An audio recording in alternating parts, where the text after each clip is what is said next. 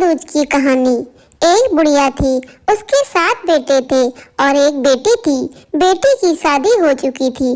जब भी उसके बेटे की शादी होती, फेरे लेते समय नाग आता और उसके बेटे को डस लेता।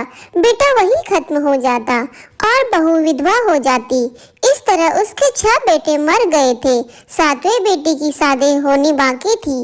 इस तरह उसके बेटे के मर जाने के दुख में वह बुढ़िया रो रो के अंधी हो गई। भाई दूज आने को हुई थी कि भाई ने कहा कि मैं बहन से तिलक करवाने जाऊंगा। माँ ने कहा ठीक है बेटा। उधर जब बहन को पता चला कि उसका भाई आ रहा है तो वह खुशी से पागल होकर पड़ोस में गई और पूछने लगी कि बहुत प्यारा भाई जब घर पर आए तो क्या बनाना चाहिए। पड़ोसन उसकी खुशी को देखकर जल भुन गई और कह दिया कि दूध से रसोई लेप और घी से चावल पका। बहन ने ऐसा ही किया। उधर भाई जब बहन के घर जा रहा था तो उसे रास्ते में सांप मिला। सांप उसे डसने ही वाला था कि भाई बोला कि तुम मुझे क्यों डस रहे हो। तो सांप बोला मैं तुम्हारा काल हूँ और मुझे तुम्हें डसना है। भाई बोला मेरी बहन मेरा इंतजार कर रही है, जब मैं तिलक करा के वापस लौटूंगा तो तुम मुझे डस लेना। सांप ने कहा भला आज तक कोई अपनी मौत के लिए लौट के आया है जो तू आएगा।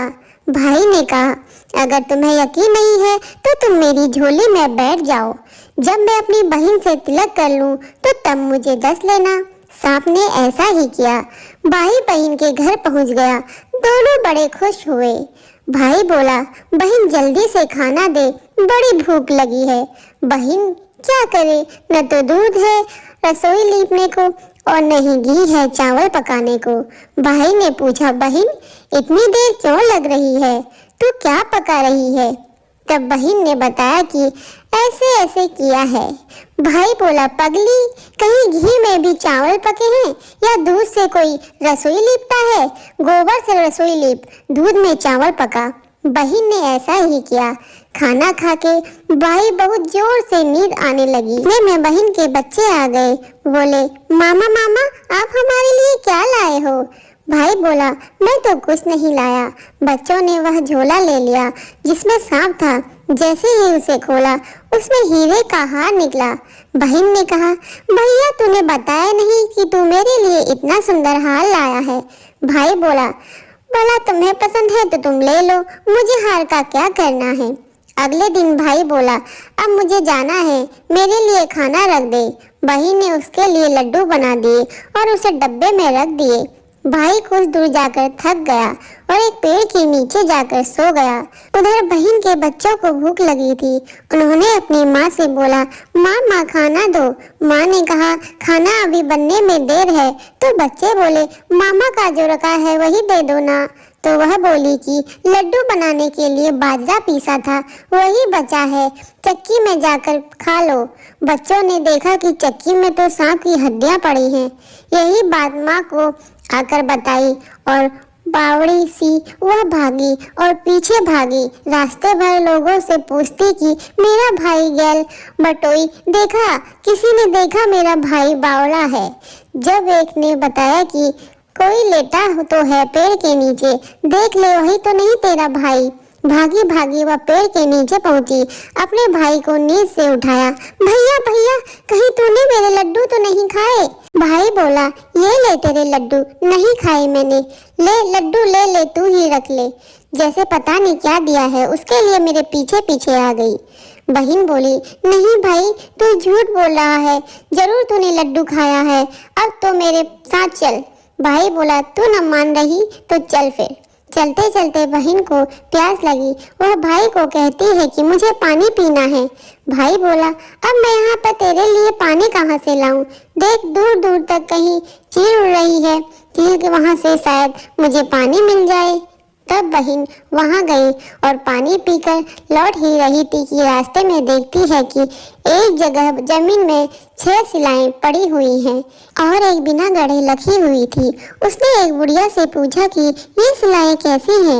उस बुढ़िया ने कहा कि एक बुढ़िया की है और उसके 7 बेटे की है। 6 बेटे तो शादी से मंडप में ही मर चुके हैं, तो उसके नाम की ये सिलाएं जमीन पर गड़ी हुई हैं। तभी 7वें की शादी होनी बाकी है। जब उसकी शादी होगी तो वह मंडप में मर जाएगा, यह सब सिला जमीन पर गड़ जाएंगी। यह सुनकर बहन समझ गई कि सिलाएं किसी और की नहीं बल्कि उसके नाम भाइयों की ही हैं।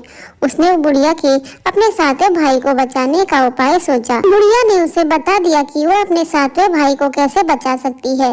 सब जानकर वह वहां से अपने बाल खुलेकर पागलों की तरह अपने भाई को गालियां देती हुई चली गई।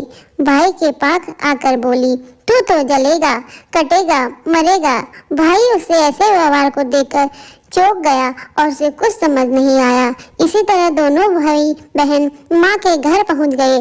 थोड़े समय बाद भाई के लिए सगाई आ गई, उसकी शादी तय हो गई। जब भाई को सेहरा पहनाने लगे तो वह बोली, इसको क्यों सेहरा बंधेगा, सेहरा तो मैं पहनूंगी, ये तो जलेगा मरेगा। सब लोग परेशान होकर सेहरा बहन को दे दिया। बहन ने देखा कि उसमें कड़ंगी के जगह सांप का बच्चा है। उसने सांप को निकाल कर फेंक दिया। जब भाई घोड़ी चढ़ने लगा तो बहन ने बोला कि यह घोड़ी पर क्यों चढ़ेगा, घोड़ी पर तो मैं चलूंगी, यह तो जलेगा मरेगा, इसकी लाश को चील कौवे खाएंगे। सब लोग बहुत परेशान थे, सब ने उसे घोड़ी पर चढ़ा दिया। अब जब बारात चलते हुए बहन बोली, ये क्यों दरवाजे से निकलेगा, ये तो पीछे के रास्ते से जाएगा, दरवाजे से तो मैं निकलूंगी। जब वह दरवाजे के नीचे से जा रही थी तो दरवाजा अचानक से गिरने लगा। बहन ने एक ईंट उठाकर अपनी चुनरी से रख दी, दरवाजे वहीं से वहीं पर रुक गया। सब लोगों को बड़ा ही अचंभ हुआ। रास्ते में एक जगह बारात रुकी तो भाई को पीपल के पेड़ के नीचे खड़ा कर दिया। बहन कहने लगी, ये क्यों छांव में खड़ा होगा, ये तो धूप में खड़ा होगा, छांव में तो मैं खड़ी होंगी। जैसे ही वह पेड़ के नीचे खड़ी हुई, पेड़ गिरने लगा। बहन ने एक पत्ता तोड़कर अपनी चुन्नी में रख दिया, पेड़ वहीं की वहीं रुक गया। अब तो उसको विश्वास हो गया कि बावली कोई जादू टोना सीख के आई है, तो बार बार अपने भाई की रक्षा कर रही है। ऐसे कहते कहते फेरों का समय आ गया। जब दुल्हन आई तो उसने दुल्हन के कान में कुछ कहा, अब तक तो मैंने तेरे पति को बचा लिया, अब तू ही अपने पति को और अपने मरे हुए जेठों को बचा सकती है। फेरों के समय एक नाग आया तो जैसे ही दूल्हे को डसते को हुआ, दुल्हन ने उसे एक लोटे से भरकर ऊपर से प्लेट में बंद कर दिया। थोड़ी देर बाद नागिन लहर लहर कर आती है, दुल्हन से बोली, तू मेरा पति छोड़। दुल्हन बोली, पहले तू मेरे पति को छोड़। नागिन ने कहा, ठीक है, मैंने तेरा पति छोड़ा। दुल्हन, ऐसे नहीं, पहले 3 बार बोल। नागिन ने 3 बार बोला, फिर बोली कि अब मेरे पति को छोड़। दुल्हन बोली, एक मेरा पति से क्या होगा, हंसने बोलने के लिए जेठ भी तो चाहिए, तो एक जेठ को भी छोड़। नागिन ने जेठ को भी प्राण दे दिए। फिर दुल्हन ने कहा, एक जेठ से लड़ाई हो गई तो एक जेठ छोड़। वह विदेश चला गया तो तीसरा जेठ भी छोड़। इस तरह एक एक करके दुल्हन ने अपने 6 जेठ की जिंदगी बचा ली। उधर रो रो के बुढ़िया का बुरा हाल था कि अब तो मेरा 7वां बेटा भी बाकी बेटों की तरह मर जाएगा। गांव वालों ने उसे बताया कि उसका 7वां बेटा और बहू आ रहे हैं। तो बुढ़िया बोली, अगर यह बात सच है तो मेरी आंखों की रोशनी वापस आ जाए। मेरे सीने से दूध की धार बहने लगी। ऐसा ही हुआ। उसके सारे बहू बेटों को देखकर वह बहुत खुश हुई। बोली, यह सब तो मेरी बावली का है। कहा कि मेरी बेटी। सब बहन को ढूंढने लगे, देखो तो वह भूसे की कोठरी में सो रही है। जब उसे पता चला कि उसके भाई सभी सलामत आ गए हैं तो वह अपने घर को चली। उसके पीछे पीछे लक्ष्मी भी जाने लगी। बुढ़िया ने कहा कि बेटी पीछे मुड़ कर देख, तूने सारी लक्ष्मी ले जाएगी तो तेरे भाई क्या करेंगे, क्या खाएंगे। तब बहन के पीछे मुड़कर देखा तो कहा कि जो माँ ने अपने हाथों से दिया वह मेरे साथ चल, बाद बाकी का भाई भाभी के पास रहे। इस तरह एक बहन ने अपने भाई की रक्षा की और इसलिए सभी लोग बड़े हंसी और उल्लास के साथ भाई दूज मनाते हैं।